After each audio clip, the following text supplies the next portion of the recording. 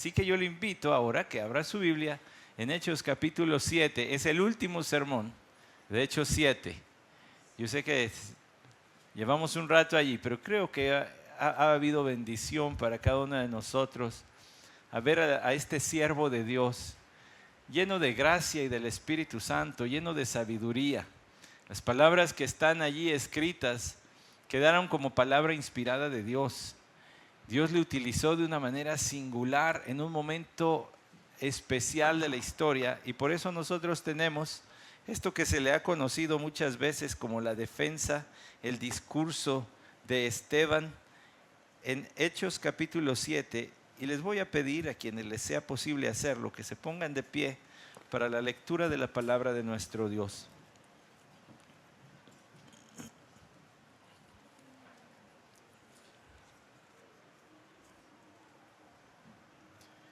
Ahora vamos a ir a Hechos 7, los versículos 51 hasta el capítulo 8, versículo 1. Hechos 7, 51, hasta el capítulo 8, versículo 1, dice la palabra de nuestro Dios. Vosotros que sois duros de cerviz e incircuncisos de corazón y de oídos, resistís siempre al Espíritu Santo como hicieron vuestros padres, así también hacéis vosotros. ¿A cuál de los profetas no persiguieron vuestros padres? Ellos mataron a los que antes habían anunciado la venida del justo, del cual ahora vosotros os hicisteis traidores y asesinos. Vosotros que recibisteis la ley por disposición de ángeles y sin embargo no la guardasteis. Al oír esto se sintieron profundamente ofendidos y crujían los dientes contra él. Pero Esteban, lleno del Espíritu Santo, fijos los ojos en el cielo, vio la gloria de Dios y a Jesús de pie a la diestra de Dios y dijo: He aquí, veo los cielos abiertos y al Hijo del Hombre de pie a la diestra de Dios. Entonces ellos gritaron a gran voz y tapándose los oídos arremetieron a una contra él. Y echándole fuera de la ciudad, comenzaron a apedrearle, y los testigos pusieron sus mantos a los pies de un joven llamado Saulo. Y mientras apedreaban a Esteban, él invocaba al Señor y decía: Señor Jesús, recibe mi espíritu.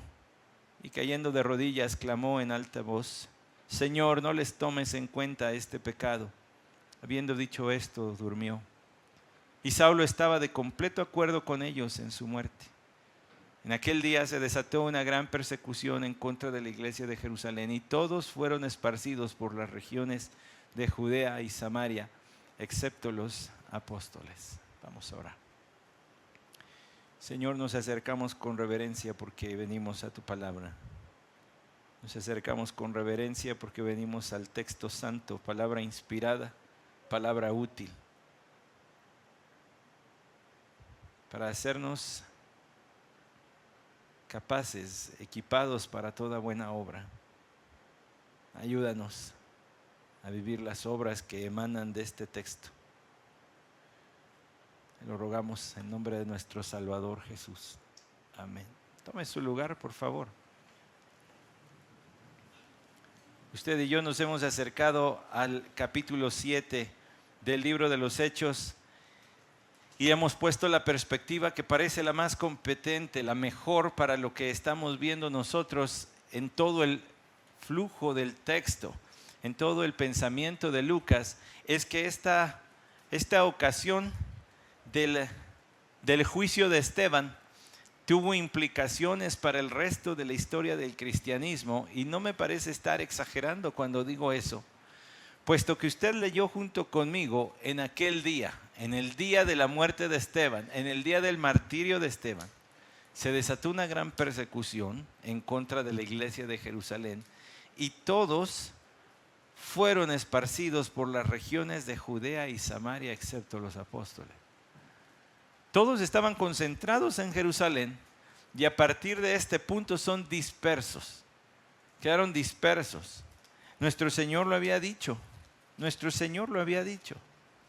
Hechos capítulo 1, versículo 8: Pero recibiréis poder cuando el Espíritu Santo venga sobre vosotros, y me seréis testigos en Jerusalén, en toda Judea y Samaria, y hasta los confines de la tierra. Lo que usted está viendo en el capítulo 7 de Hechos, como lo vio en el capítulo 2, como lo vio en el capítulo 4, en los juicios de los apóstoles, lo que está viendo usted es el testimonio de aquellos que Dios llamó a ser testigos. Llamados a ser testigos por Dios no es una obra fácil ni es una vida tranquilita. Véalo en Esteban. Véalo en Esteban. Es más, versículo 52, palabras de Esteban: ¿a cuál de los profetas no persiguieron vuestros padres? Ser testigo, hablar en nombre de Dios, es sinónimo de acarrear enemistad, odio, persecución. No en todos los casos, no en la gran mayoría de los casos, al menos en la Ciudad de México en el año 2025. Pero en muchos otros sitios, hoy, 26 de octubre de 2025, sí lo es. Hace no mucho fuimos testigos de cómo una garganta fue cortada en los Estados Unidos con una bala, de un hombre que daba testimonio contundente, claro. ¿De quién? Gente seria en el cristianismo decía: yo lo conocí antes de Cristo y lo conocí después de Cristo. Doy testimonio de que ese hombre ha nacido de nuevo. Y podríamos debatir y discutir de sus opiniones. Ese no es el punto. El punto es que un hijo de Dios fue muerto por una bala en un país que se supone es todavía, se supone, mayormente cristiano. Usted no lo va a encontrar en las noticias. Tiene que buscar en internet. Nuestro pastor Isaac nos hace favor de recordarnos y compartirnos peticiones. Pero usted tiene que ir a internet y buscar Nigeria, así, nada más escribir el nombre del país, Nigeria, y luego la palabra cristianos, y usted me dice la cantidad de noticias que salen acerca de la muerte que está habiendo de cristianos en Nigeria. Se calcula que 30 diarios. 30 diarios. Y se me hacen pocos. Países que llegaron a tener avivamientos muy grandes. ¿Sabe usted? En África se llegaron a plantar muchas iglesias en los 40 años pasados y hoy están pasando por una gran persecución. Una hermana me escribió esta semana para saludarme y decirme: estoy orando por su salud, pero además me escribió para preguntarme: oiga, ¿qué pasó con su amigo que estaba, y no voy a decir el nombre del país, bajando las escaleras cuando nos despidamos? Usted me puede preguntar y se lo voy a decir. Su amigo ya no sabe nada y después de meses de no tener comunicación, precisamente esta semana nos llegaron noticias diciendo: se tuvieron que salir, pero tuvieron que enterrar todas las Biblias, envolverlas en plástico y enterrarlas para que no se las encontraran. La idea ahorita era sobrevivir y luego ir regresando Biblia por Biblia. Nos pasaron noticias de otro hermano también, en otro país que no voy a decir su nombre, si me pregunta al rato se lo digo, de Medio Oriente.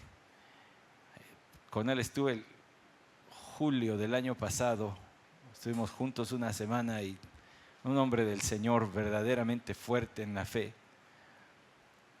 que él, viviendo en un país primermundista, dijo: aquí ya saben de Cristo, yo me voy a mi país, y se regresó a predicar. Gente que está sufriendo por el evangelio todos los días. Todos los días. Hermanos, cuando ustedes y yo leemos en la Biblia de persecución, nos parece que es la nota amarilla, es la página de la alarma que está en la Biblia. ¿Se acuerdan de esa revista amarillista? Parece que es eso, es escandaloso. Es el pan de todos los días para los primeros cristianos.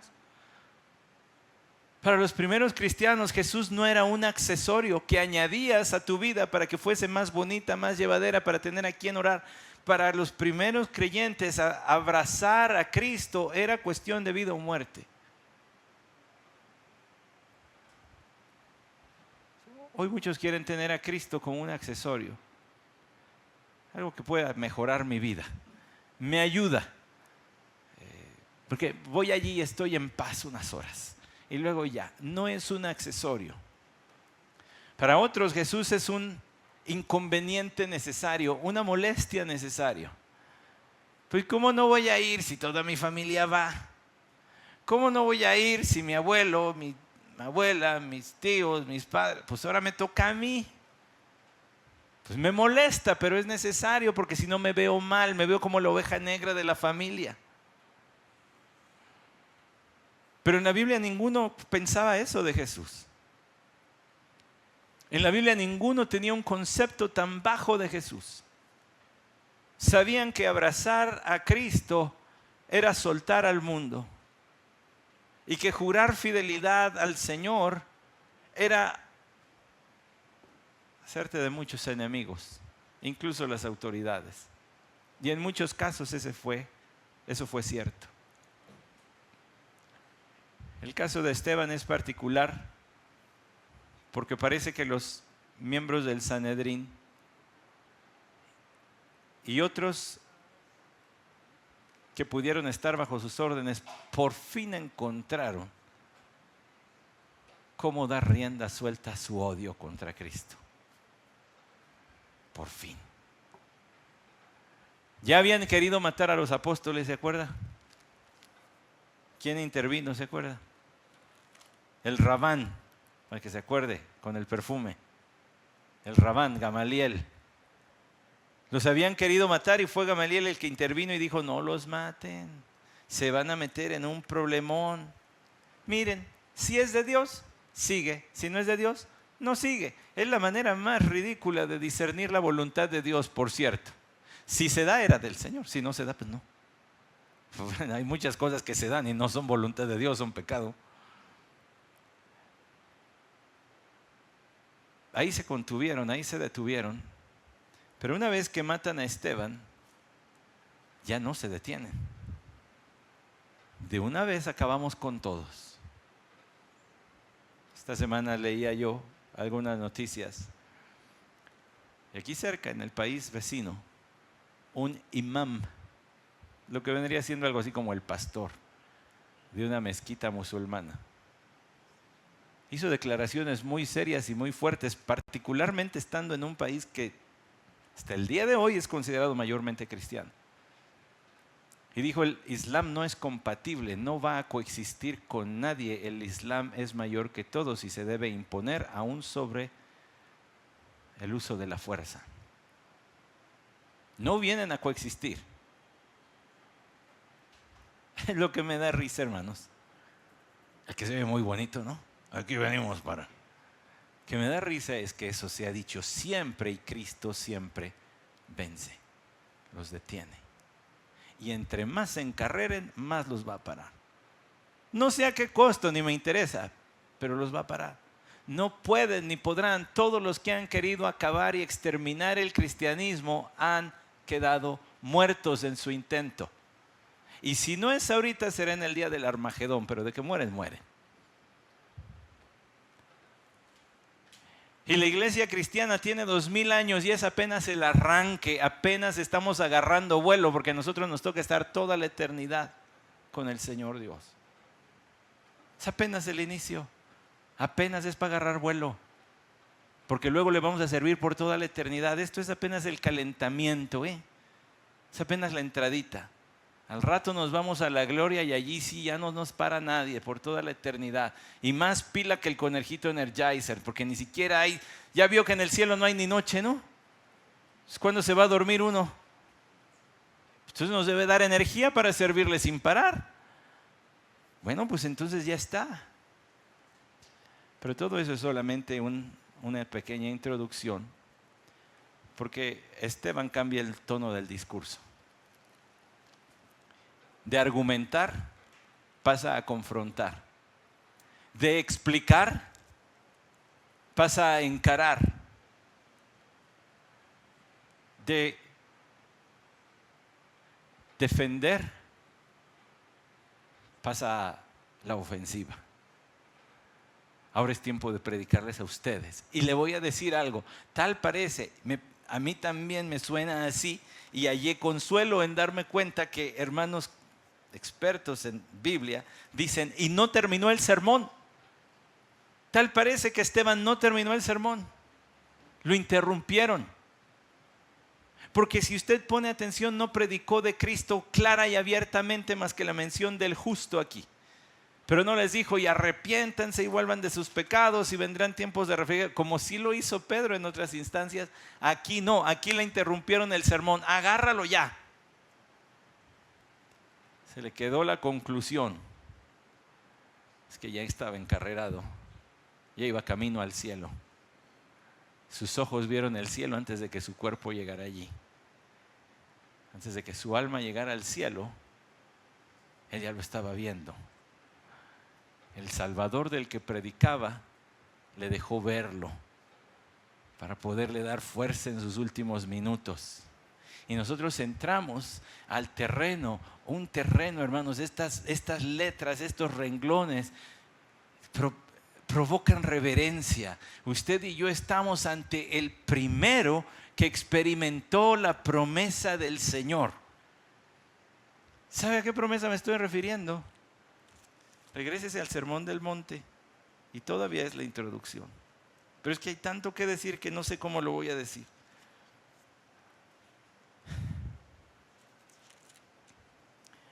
En las bienaventuranzas, el Señor dijo, Mateo 5, 10 al 12, bienaventurados aquellos que han sido perseguidos por causa de la justicia, pues de ellos es el reino de los cielos. Bienaventurados seréis cuando os insulten y persigan y digan todo género de mal contra vosotros falsamente por causa de mí. Regocijaos y alegraos, porque vuestra recompensa en los cielos es grande, porque así persiguieron a los profetas que fueron antes de vosotros. Regocíjense y alégrense cuando los persigan. Y Esteban no fue el primer perseguido, pero fue el primer mártir, el primero que murió, el primero que tuvo la bendición de seguir a su maestro hasta el último punto como su maestro. Así como Jesús entregó su vida por Esteban, Esteban entregó su vida por el nombre de Cristo. Qué bendición entregar la vida por el nombre de Cristo. Pastor, hoy viene con pensamientos suicidas. Créame que no. Me sentí súper mal el martes de salud. Es la primera vez en mi vida que de mi propio pie digo voy al doctor. No dije, le voy a llamar a mi hermano, le voy a llamar a Paola, le voy a llamar. No, dije, estoy tan mal que ahora me necesitan ver, ahora sí me voy. Así que no vengo con pensamientos suicidas, pero sí vengo con la esperanza que da ver a este hombre entregando la vida con una resolución y una entereza y el poder del Espíritu de Dios con él, que no lo iban a parar. Él ya iba camino al cielo y aunque lo cubrieran con piedras no lo iban a detener. Él iba a llegar al cielo ese día sí o sí. Así estaba escrito el plan de Dios para él. Versículo 51, vosotros sois duros de cerviz e incircuncisos de corazón. Tras haberles argumentado, ahora Esteban, aquellos expertos en la ley, les habla en términos del Antiguo Testamento. Una palabrita dominguera, una palabrita de lujo, para que no se me espante si la ven en una Biblia de estudio, en un comentario o la escucha por allí. Ahora Esteban les habla en términos veterotestamentarios, es decir, del Viejo Testamento, del Antiguo Testamento. Porque cuando les dice, ustedes son duros de cerviz, les está hablando como Dios hablaba a su pueblo a través de Moisés. Váyase a Deuteronomio, ese precioso libro de Deuteronomio. Si sus resoluciones de Año Nuevo, de leer toda la Biblia, ya no le alcanzaron, al menos le hace Deuteronomio de aquí al final del año. De verdad, vea cómo Dios trae por medio del amor a la obediencia a su pueblo. Pero escuche, Deuteronomio capítulo 10. Necesito que vea el versículo 16. Circuncidad pues vuestro corazón y no endurezcáis más vuestra cerviz. ¿Qué quiere decir esto? Léalo en su contexto. Desde el versículo 12. Y ahora Israel, ¿qué requiere de ti el Señor tu Dios? Sino que temas al Señor, que andes en todos sus caminos, que le ames y que sirvas al Señor tu Dios con todo tu corazón y con toda tu alma, y que guardes los mandamientos del Señor y sus estatutos que yo te ordeno hoy para tu bien. He aquí, al Señor tu Dios pertenecen los cielos y los cielos de los cielos, la tierra y todo lo que en ella hay. Sin embargo, el Señor se agradó de tus padres, los amó y escogió a su descendencia después de ellos, es decir, a vosotros de entre todos los pueblos, como se ve hoy. Circuncidad pues vuestro corazón y no endurezcáis más vuestra cerviz, porque el Señor vuestro Dios es Dios de dioses y el Señor de señores, Dios grande, poderoso y temible, que no hace acepción de personas ni soporta soborno. Quiere leer un poquitín más, lees el 18. El que hace justicia al huérfano y a la viuda y muestra su amor al extranjero dándole pan y vestido. Dentro de toda la grandeza del Señor, siendo dueño de todo lo que existe, los escogió a ustedes para su servicio, les dice Moisés. ¿Ya se dieron cuenta? Tiene millones y millones de ángeles a su servicio y los escogió a ustedes para que le amen, para que le teman, para que le obedezcan. Pero no van a poder hacerlo así nomás. Van a tener que circuncidar su corazón. ¿Qué quiere decir eso? Bueno, así como había una marca en el cuerpo varonil que le mostraba como miembro del cuerpo, del grupo escogido por Dios para un pacto nacional, así tenían que circuncidarse, pero el corazón. Estos judíos que escuchaban a Esteban, seguramente, y discúlpeme el comentario, solamente es necesario, ellos entendían la circuncisión y todos allí habían pasado por ese momento en sus vidas cuando eran niños, eran judíos. Pero aunque llevaban en su cuerpo la marca de ser pueblo de Dios, en el corazón estaban lejos de Él. Por eso Esteban les dice: ustedes son incircuncisos de corazón. Así como Moisés le hablaba al pueblo, yo les tengo que hablar a ustedes. Tienen la ley en sus manos, la tienen en sus mentes, pero no la practican, no la viven porque su corazón está lejos de Dios.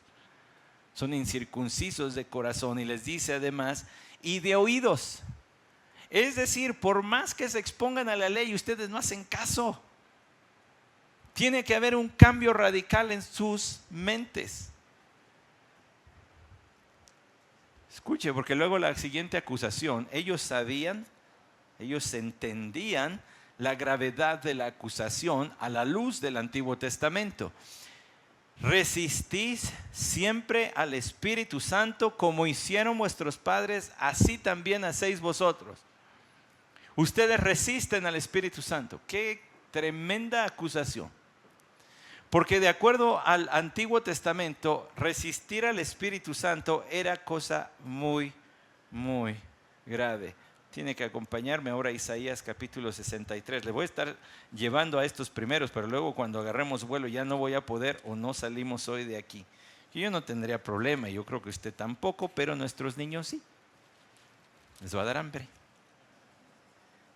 Acompáñenme por favor a Isaías 63.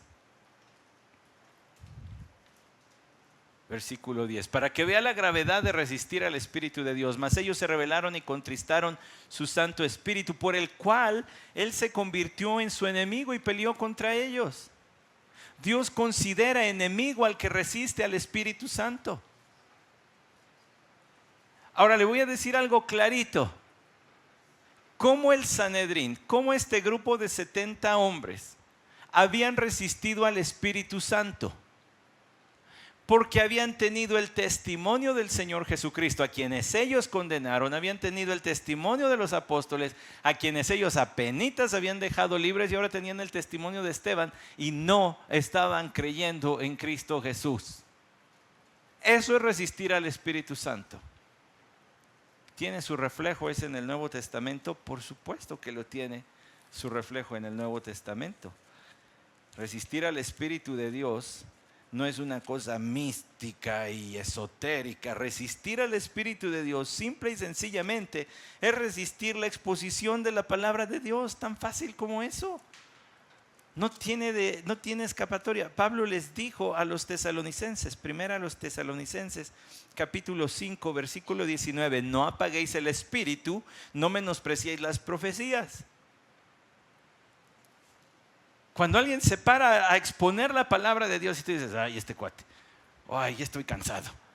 Estás resistiendo al Espíritu de Dios que te está dando la palabra de Dios a través de un mero instrumento humano, pero recíbelo como lo que es la palabra de Dios.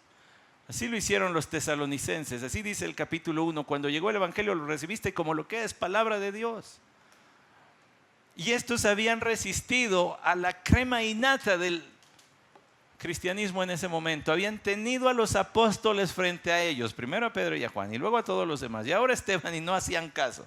estaban resistiendo al Espíritu de Dios, lo cual los convertía en enemigos de Dios. ¿Y quién es enemigo de Dios en el Nuevo Testamento? Sino que éramos enemigos de Dios, dice Pablo en Efesios capítulo 2. Todo aquel que resiste a Cristo Jesús como Salvador se convierte en enemigo de Dios. Ese es el estado natural en el que nacemos todos, hasta que el Señor nos salva. Aquellos hombres seguramente entendían de estas cosas. Resistir al Espíritu de Isaías 66:10. Entonces somos enemigos de Dios según tú. Según este hombre, no somos el Sanedrín. Somos enemigos de Dios. Pero Esteban no ha acabado en su confrontación. ¿A cuál de los profetas no persiguieron vuestros padres? Conste que ya les dijo, así como vuestros padres en el versículo 51. Es decir, generaciones anteriores de judíos han resistido al Espíritu de Dios y ustedes también. Y ustedes han visto lo que Dios ha hecho en nuestra historia y cómo nos ha tratado. Nos mandó al exilio, nos mandó filisteos, nos mandó a estos y a los otros una y otra vez. Porque nuestros padres resistieron. Ahora nosotros ustedes están haciendo lo mismo. Ante mi propia predicación les dice, y para acabarle, ¿a cuál de los profetas no persiguieron vuestros padres? Es bien chistoso, hermanos, que hoy muchos quieran decir, soy el profeta tal. Aguántame tantito. Ser profeta, que Dios te nombrara profeta, era darte un boletito para la persecución, hermano. Yo no sé si supieran eso, muchos se clamarían profetas el día de hoy. Porque todos los profetas fueron perseguidos. Lea la Biblia. Todos. Nuestro Señor Jesús habló incluso de esto, ¿se acuerdan? Ustedes persiguen a los profetas. Jerusalén, Jerusalén, que matas a los profetas. Persigues a los profetas, matas a los que te son enviados. Ser nombrado profeta por Dios era que Dios te pusiera también un tiro al blanco en el pecho y en la espalda. Ahora ya nadie me va a querer porque voy a decir lo que Dios dice y a la gente le gusta que vengan predicadores a hacerles cosquillitas en los oídos, como dice Pablo en 2 Timoteo 4. No quieren. Me saqué el tigrito en la rifa, le dicen, ¿no? Ahora que le encargamos el tema del Espíritu Santo para hablar a los jóvenes, a nuestro querido hermano Jesús Gutiérrez, le dijimos, te tocó el tigrito en la rifa, Jesús.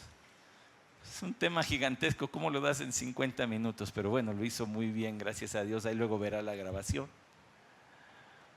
Pero aquí Esteban les dice, ¿a quién no persiguieron? Ellos mataron a los que antes habían anunciado la venida del justo, del cual ahora vosotros hicisteis traidores y asesinos. Tiene que acompañarme, tiene que ver conmigo las evidencias, en la sabiduría que Dios le dio, en la llenura del Espíritu que Esteban tenía. Estaba citando Biblia por todos lados. Y esto es lo que dice el primer libro de los Reyes, capítulo 19, versículo 10, esgrima. Porque ya sé que va a aparecer, pero algunos de ustedes todavía sacan la Biblia, entonces esgrima para que lleguen más rápido. Y él respondió, este es Elías, y él respondió, he tenido mucho celo por el Señor Dios de los ejércitos, porque los hijos de Israel han abandonado tu pacto, han derribado tus altares y han matado a espada a tus profetas. He quedado yo solo y buscan mi vida para quitármela. Ser profeta de Dios era tener el tiro al blanco en el pecho y en la espalda, y Elías lo sabía y decía, ya mataron a tus profetas y ahora me quieren matar a mí. Acompáñeme a Jeremías, capítulo 2, versículo 30. En vano he herido a vuestros hijos, no han aceptado corrección. Vuestra espada ha devorado a vuestros profetas como león destructor. Matan a los que les son enviados. Ustedes y sus padres han hecho eso. Ellos, fíjense cómo ahora les sube el fuego a la lumbre. Aquí estaba a media flama, ahora le va a poner a todo. Porque les dice, ellos mataron a los que antes habían anunciado la venida del justo. Y por llamarle el justo, está haciendo alusión, entre otros momentos en que se habla así del Señor Jesucristo, a las profecías, por ejemplo, de Isaías, el siervo justo del Señor. Esto lo puede ver en Isaías capítulo 53. Para los judíos, hablar de el justo con ese artículo definido, él, no de un justo, sino de el justo, era una referencia directa al Mesías. Isaías 53:11 dice: debido a la angustia de su alma, él lo verá y quedará satisfecho por su conocimiento, el justo. Mi siervo justificará a muchos y cargará las iniquidades de ellos. Y usted entiende que aquí está hablando del Señor Jesucristo. Cuando se hablaba de el justo, ellos entendían el Mesías. Y ahora les dice: ellos mataron a los que anunciaron a el Mesías, a el justo. Y aquí le sube todo el fuego a la parrilla, del cual ahora vosotros os hicisteis traidores y asesinos. Misma confrontación que Pedro les había dicho al que ustedes mataron. Ustedes le mataron. ¿Se da cuenta? Para que haya salvación se tiene que hablar de pecado. Sí o sí. Usted no puede solamente hablar del amor de Dios, tiene que hablar del pecado del hombre. Sí o sí.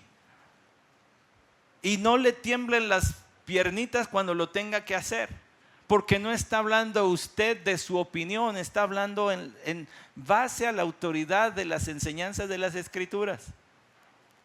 Estos hombres allí tenían que haber reaccionado. Dios les hubiera concedido esa lucidez de darse cuenta, pero la confrontación se tenía que hacer.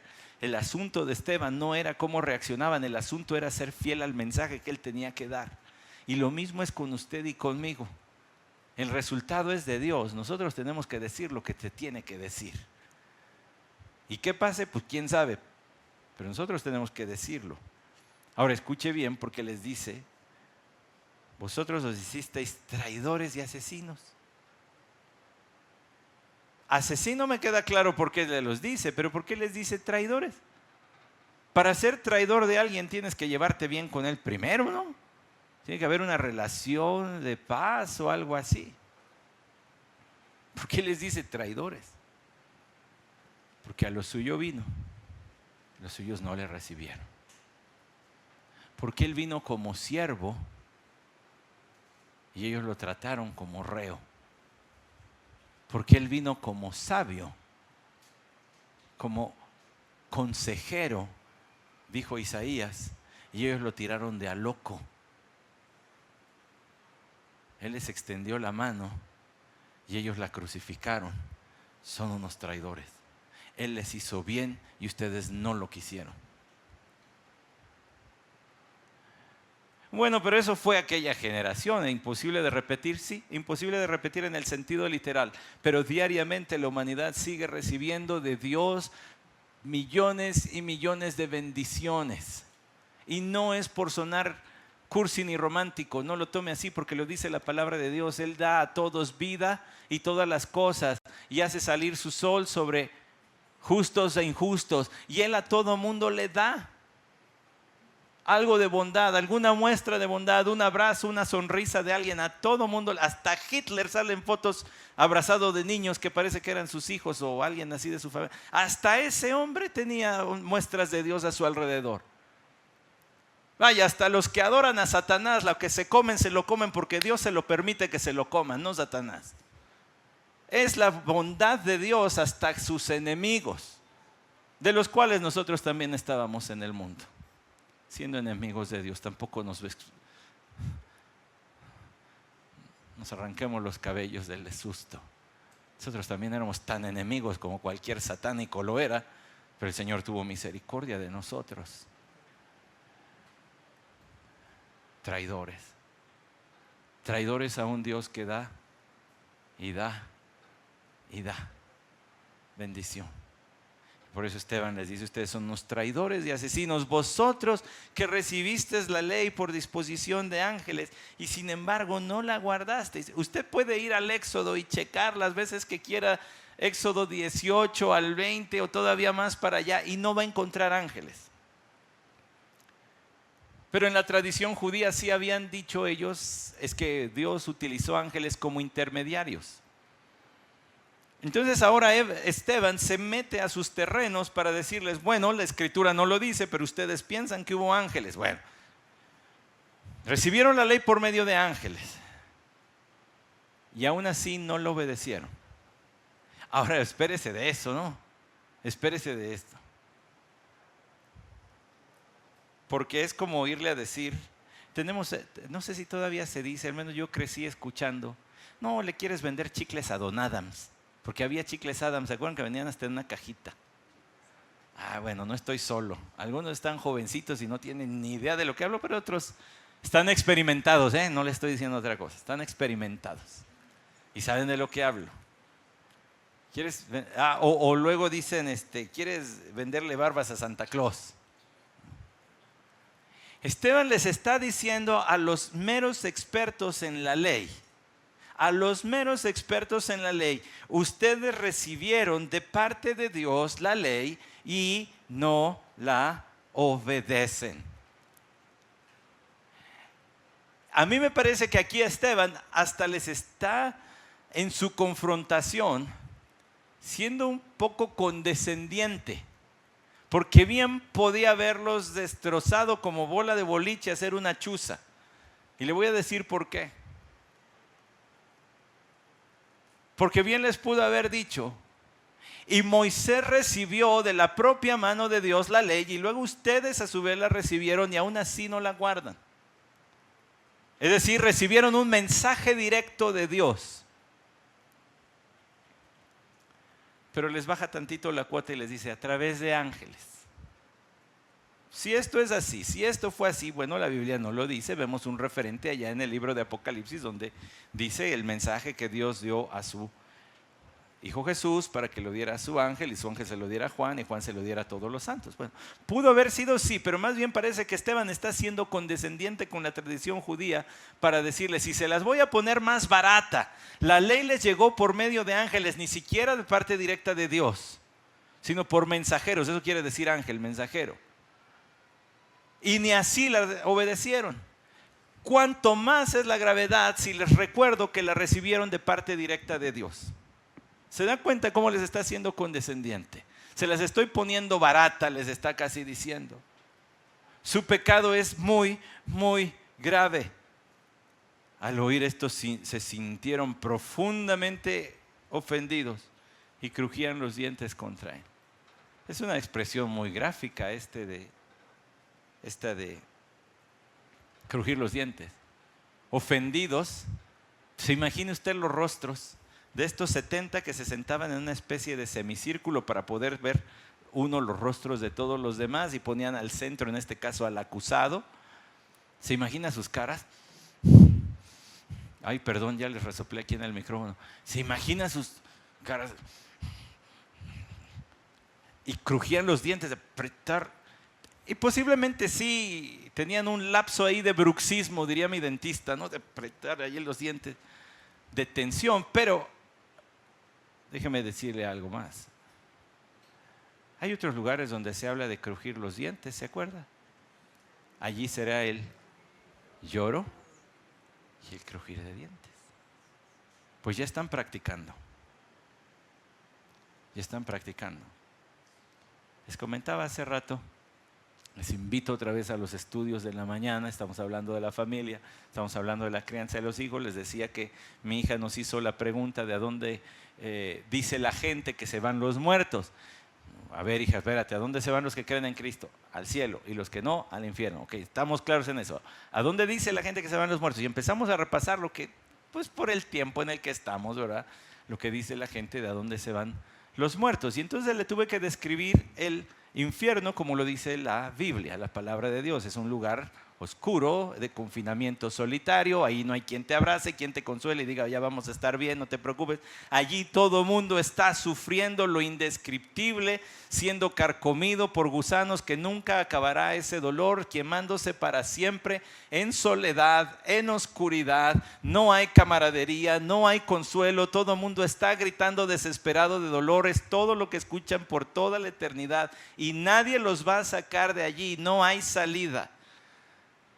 Y además no están contentos y no están lamentándose diciendo, ay, ojalá si hubiera creído en Jesús, mira qué feo está aquí. Allí lo que están diciendo es, están maldiciendo a Dios, están enojadísimos contra Dios, están crujiendo los dientes contra Dios.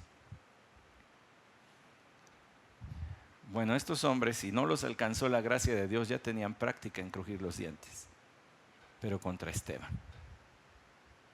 Estaban enfurecidísimos, ofendidos.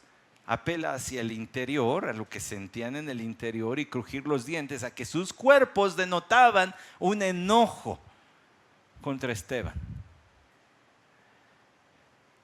Pero Esteban, si hay peros que valen, este es uno de esos.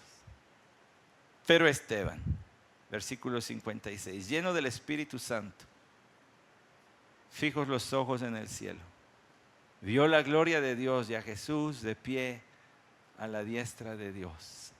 Y dijo, he aquí veo los cielos abiertos y al Hijo del Hombre de pie a la diestra de Dios.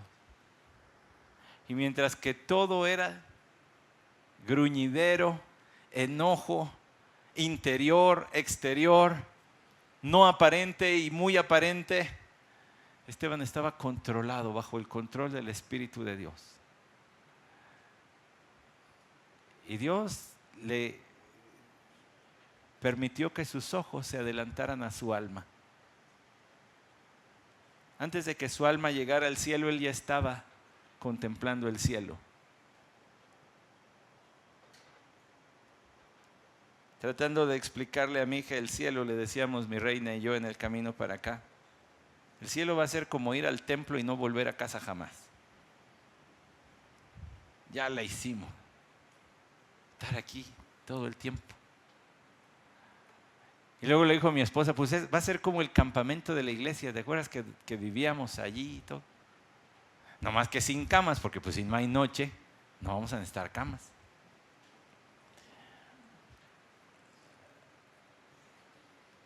Pero había que decirle, pero el cielo es el cielo porque allá está Jesús, hija. O sea, va a estar bien padre ver a todos los hermanos. Y yo espero que el Señor, pues luego hace unas peticiones atrevidas, ¿verdad? Y uno dice, Señor, si allí en los millones de años de eternidad hay unos 10 minutitos en que nos reunamos los renovados a alabarte, uy, va a estar padre. ¿Sí se puede? Sí se puede. Pero no va a estar padre solo porque ustedes van a estar allí. Lo mejor es que Jesús va a estar allí. Hermano, es que el cielo pierde su brillo y pierde su atractivo si usted no ama a Jesús. Si usted no desea a Jesús con todo su corazón, entonces ¿para qué quiere ir al cielo? Digo, no se van a divertir en el infierno, pero ¿para qué quiere ir al cielo? Si Jesús no es su máximo tesoro en esta vida, lo que más aprecia en esta existencia, el Hijo de Dios, entonces ¿qué hace aquí? El Señor hizo preguntas como esa. Ustedes me siguen por lo que les doy.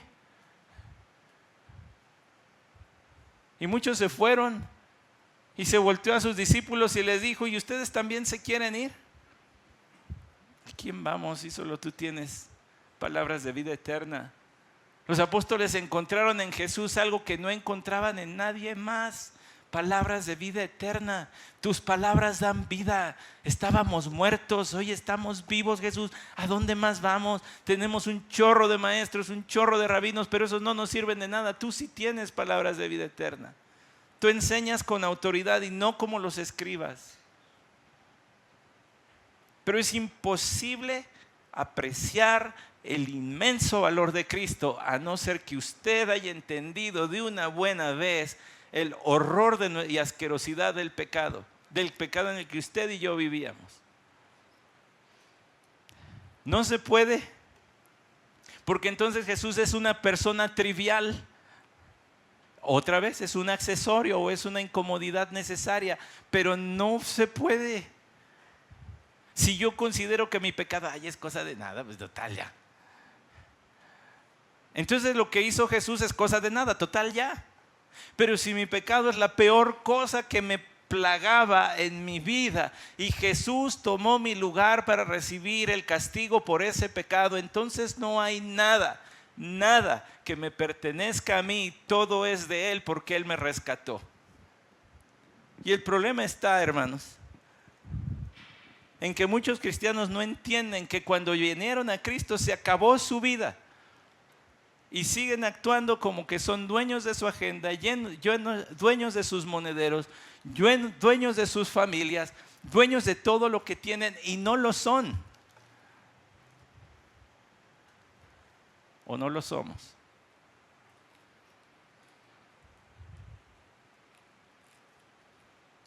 Y entonces se dejan ir con la corriente de este mundo. Es que ya es ser fanático. Ya eso de estar cada 8 días, ya, por favor. Ya es fanatismo. Y luego te andas conectando en el Zoom y que no, ya es mucho. ¿Qué? ¿Una reunión de jóvenes? Pues estás joven. ¿Una reunión de mujeres para qué? ¿Una reunión de oración? No, ya tenemos una. ¿Otra? No, ya estuvo. Oye, pues nos dejen un día si quieren.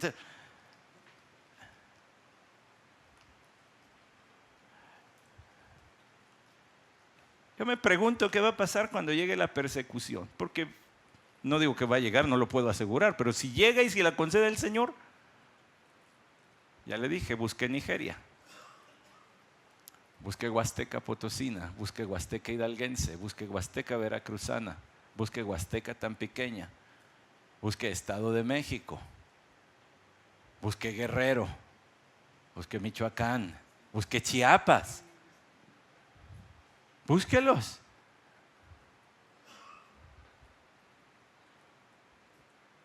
Se necesita amar a Jesús mucho más que a su propia vida para morir por Jesús todos los días. Hay un incomparable valor de seguir a Jesucristo, pero un inmenso precio de no hacerlo. Y es más caro no seguir a Jesucristo que seguirlo. Y seguir a Jesucristo te va a costar todo, pero no seguirlo te va a costar todavía más. Es hasta lógico, pero yo no puedo apelar a la lógica, tengo que apelar al Espíritu. Así que si el Espíritu de Dios te está hablando hoy de que no has entregado todo, entrégalo ya. No resistas al Espíritu como lo hicieron ellos. Y yo no soy profeta y yo no soy Esteban, pero sí tengo la palabra de Dios aquí, te la estoy explicando. Esteban lleno del Espíritu, con los ojos fijos en el cielo. ¿Sabe qué esa expresión, los ojos fijos en el cielo, es la misma que está en Hechos 1 cuando el Señor ascendió y los discípulos se quedaron fijos? Se clavó la vista. Esteban no escuchó a todos los leones que se lo querían devorar.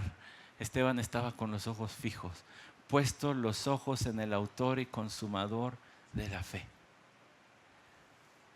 Dios le abrió el cielo a sus ojos antes que a su alma para poder sostener a su siervo en este momento difícil. Usted no lo ve chillando. Lucas no registra que haya peleado. No, por favor, suéltenme, en serio que... Vamos, hay que llevarlo fuera de la ciudad. Pero me estoy adelantando porque vio a Jesús, vio la gloria de Dios y a Jesús de pie a la diestra de Dios. Pero todo el Nuevo Testamento dice que el Señor Jesús fue resucitado y se sentó a la diestra. Y se sentó a la diestra, ¿por qué aquí lo ve de pie? Bueno, hay dos explicaciones que ofrecen los hermanos que saben mucho de esto. Casi como la reacción de un amigo que se levanta de su asiento cuando ve a su amigo caer, como para querer intervenir. O la otra es que, siendo este el primer discípulo que siguió a Jesús, literalmente hasta la muerte, el Señor se paró solamente para darle la bienvenida. para recibirle. Y dijo: aquí veo los cielos abiertos y al Hijo del Hombre de pie a la diestra de Dios. Ya le había llamado el justo. Otro título para el Mesías es el Hijo del Hombre, que viene del profeta Daniel, capítulo 7. Y vi al Hijo del Hombre, a uno como Hijo de Hombre, que se acercó al anciano de días y le fue dado toda autoridad. Está citando aquello. Y entonces ellos gritaron a gran voz y tapándose los oídos arremetieron a una contra él. ¿Se imagina esa escena? Y veo al Hijo de Dios y aquellos ya adultos, como niños que no quieren escuchar, bla, bla, bla, bla, bla, bla, bla.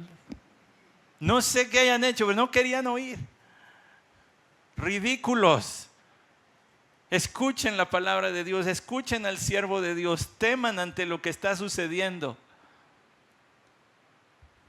Porque el profeta Isaías, para sostenerle, le fue dada la visión del Señor sentado sobre un trono alto y sublime, como dice Isaías capítulo 6.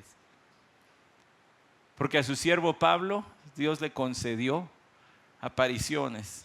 Y Hechos 18 dice que apareció en sueños para decirle: no temas, sigue predicando, tengo pueblo. Sí va a haber fruto, aunque parece que por el momento no, sí va a haber fruto.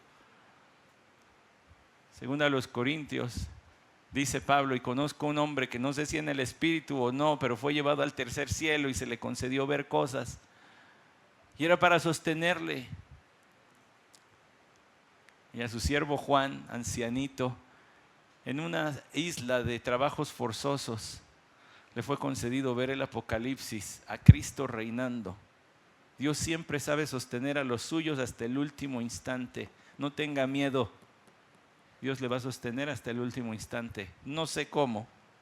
No estoy implicando con eso que le va a dejar ver la gloria. Lo que estoy diciendo es que le va a sostener hasta el último momento. No le tenga miedo a la enfermedad. No le tenga miedo al cáncer, a la diabetes o a todas esas cosas que los hombres decimos murió de. Muere cuando Cristo quiere, cuando Él lo ha determinado. Y el Señor sabe acompañar a los suyos como buen pastor.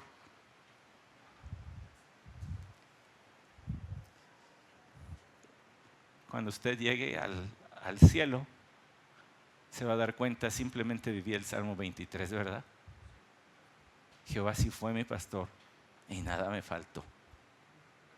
No había razón para preocuparme, no había razón para entristecerme. Él siempre estuvo conmigo. Jesús dijo: yo soy el buen pastor. Como pastor se acercó a Esteban a acompañarle. Sus últimos momentos.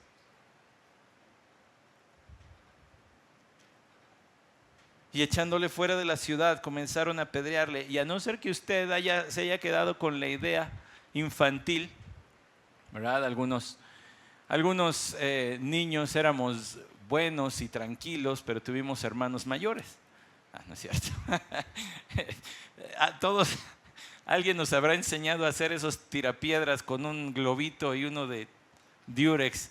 Y si no, hermanos, no me vean feo, no hice vandalismo, nada más llegué ni siquiera las lagartijas les atiné, le daba las latas y cosas de eso. Pero no le tiraron con tirapiedras de globito, le tiraron piedras grandes. Y desgraciadamente en nuestra sociedad actual hay videos de apedreamientos. Y quienes lo practican mayormente son los musulmanes, aunque ellos digan que son una religión de paz, no lo son. Y hay apedreamientos, y son rocas grandes. Y los primeros en tomar el lugar, de acuerdo a la ley judía, los primeros que tenían que tomarlo, de acuerdo al libro de Levítico, entre otros pasajes, Levítico 24:16, tendrían que ser los acusadores. Aquellos que pusieron las quejas, las acusaciones, tendrían que ser los primeros en lanzar las primeras piedras. Por eso dijo el Señor, ¿se acuerdan? Con aquella mujer: el que esté libre de pecado, que tome la primera piedra. Es decir, el que nunca haya pecado, pues entonces es libre de culpar al otro. Ese es el primero que lanza la piedra. Entonces lo sacan y allí con una síntesis enorme simplemente dice: Lucas, comenzaron a apedrearle. Y es que no era desconocido para nadie el método de ejecución por apedreamiento, o también llamado lapidación. Y los testigos pusieron sus mantos a los pies de un joven llamado Saulo. ¡Qué detalle este tan estremecedor! A ver, espérame. Y se quitaron la ropita de encima para poder ejecutar a Esteban. Y lo pusieron a los pies de un joven, dice, llamado Saulo. Usted sabe quién va a ser Saulo en el capítulo 9. Que además dice, versículo 3 del capítulo 8, Saulo hacía estragos en las iglesias, y en el versículo 1 del capítulo 8, y Saulo estaba de completo acuerdo con ellos en su muerte. No sería necesario ese detalle si no después Saulo fuera hijo de Dios y siervo del Señor Jesucristo. Lo está diciendo para mostrarnos, hubo un antes y un después en la vida de ese hombre. Él estaba de acuerdo con ellos. Él también se ha de ver horrorizado y escandalizado. No era parte del Sanedrín, pero era seguidor de Gamaliel, discípulo de Gamaliel. Por tanto, ha de haber escuchado, ha de haber sabido, quizás te estuvo presente en el mero juicio y estaba completamente de acuerdo. Sí, este hombre debe morir. Es un hereje. Debe morir, blasfemo. Y mientras apedreaban a Esteban, él invocaba al Señor y decía: Señor Jesús, recibe mi espíritu. Qué muerte tan tranquila.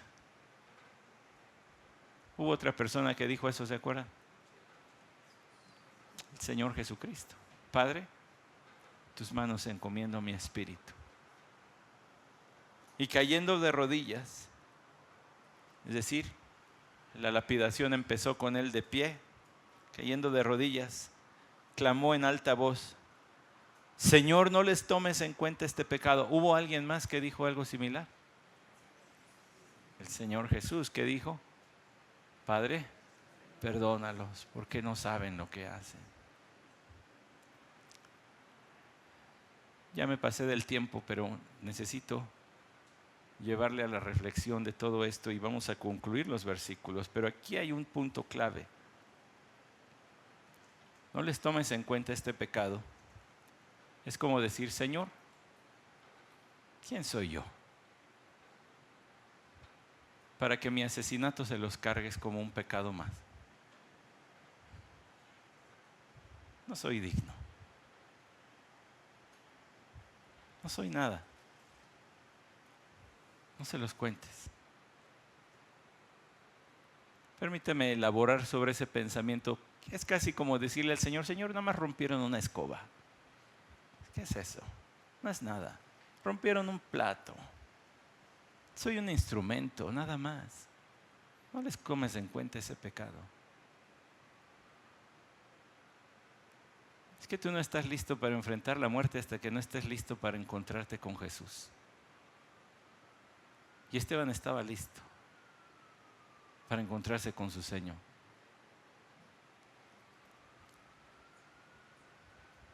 Tú no estás listo para servir a Dios hasta que estés listo para dejarte de servir a ti mismo. Tienes que haberlo rendido todo. Si no te ha quedado claro, tu vida se acabó cuando dijiste que seguías a Cristo. Estás muerto para este mundo. Ya no le perteneces y no te pertenece, le perteneces a Cristo. Y antes de pensar en sacrificios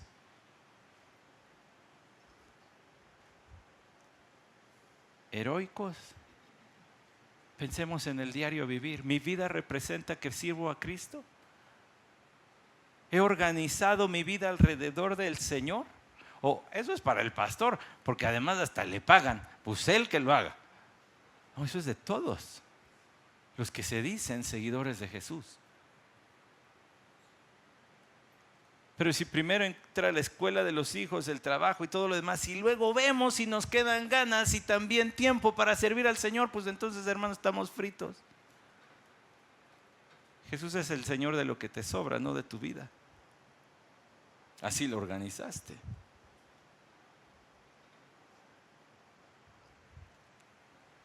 pero ya no tomo en cuenta mi vida como preciosa para mí mismo, dijo el apóstol Pablo, despidiéndose de los pastores de Éfeso en Mileto.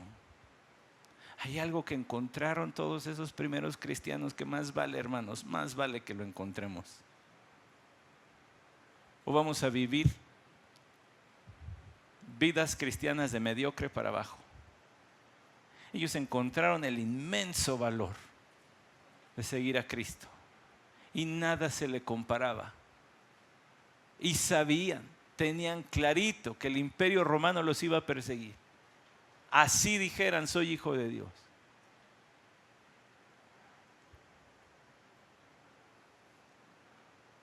Habiendo estado junto a una hermana nuestra de la Huasteca, que fue atada a un árbol de manos y pies como abrazándolo.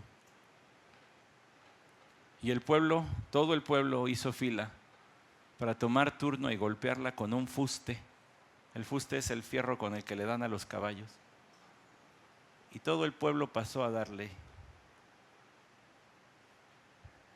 Uno se siente indigno de decirse seguidor de Jesús. El himno pregunta, ¿soy yo soldado de Jesús? ¿Un siervo del Señor? Es pregunta. Y continúa con las preguntas, ¿y temeré llevar la cruz sufriendo por su amor? El coro responde, hablaré por mi Señor, confesaré mi fe.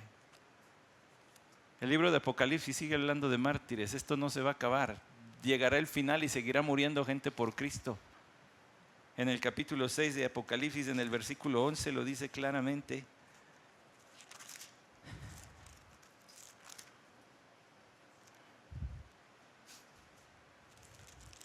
Desde el 9, cuando el Cordero abrió el quinto sello, vi debajo del altar las almas de los que habían sido muertos a causa de la palabra de Dios y del testimonio que habían mantenido.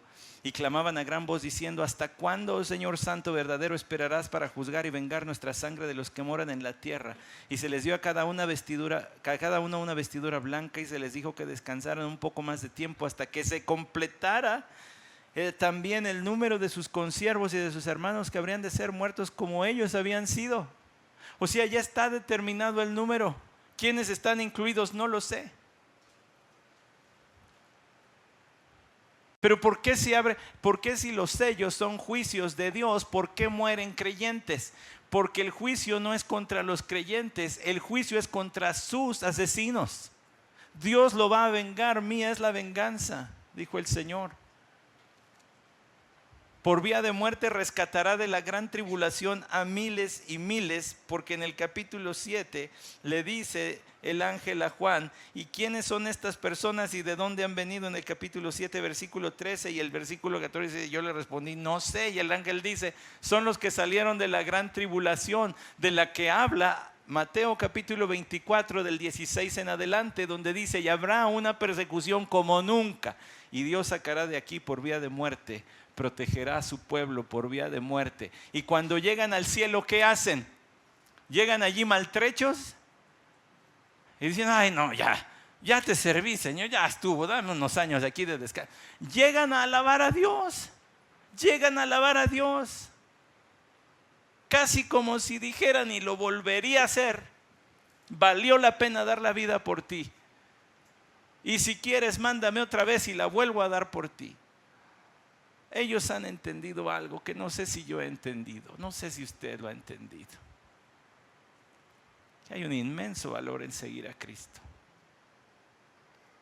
Y es más caro no servirle. Habiendo dicho esto, durmió. Es la típica metáfora para hablar de la muerte de un creyente. No porque su alma haya quedado dormida, en ese momento se fue al cielo a gozarse con su Señor, pero es para decir como si hubiera quedado dormidito. Allí bajo las piedras quedó el cuerpo, el alma fue al Señor, donde los ojos ya habían llegado antes. A él se le concedió un poco de vista junto con la fe. Y en aquel día se desató una gran persecución en contra de la iglesia de Jerusalén. Y todos fueron esparcidos por las regiones de Judea y Samaria, excepto los apóstoles, y no verían atrás. Y en el año 2025 hay evangelio porque ha habido una cadena larga de hombres y de mujeres que han llevado el evangelio 1 kilómetro más adelante, 1 kilómetro más adelante. Y así como ha habido una cadena, un relevo, una estafeta que se ha venido pasando, también ha habido una línea de sangre que han venido dejando. Qué honor sería, ¿verdad? Qué honor sería llevar el evangelio 1 kilómetro más allá de donde hoy está, por medio de la labor de esta iglesia. Pero quizá, quién sabe, haya que también rendir el honor de continuar la línea de sangre que la iglesia siempre ha tenido que pagar para llegar hasta donde está hoy. Vamos a orar. Señor, haznos entender el inmenso valor de seguirte. No hay nada que se le compare. Hace rato cantábamos que eres incomparable.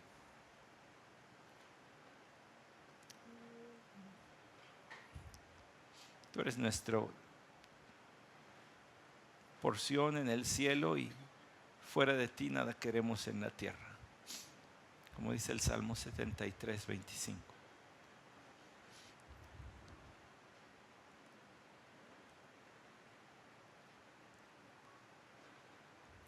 Prepáranos, Señor, para servirte. No estamos pidiendo, Señor, prepáranos otros 6 años de tranquilidad. No, prepáranos en este momento para salir de aquí diferentes. Si no, nos la vamos a vivir preparándonos toda la vida, otro curso más, otro estudio más. Ya estamos listos, tenemos el Evangelio, la palabra, el Espíritu, se acabó, está listo. Quien pueda profundizar más, que lo haga, Señor, pero manos a la obra, esto era para ayer. Esa es tu iglesia Renovación, una iglesia imparable. Que lo rogamos en nombre de Jesús. Amén.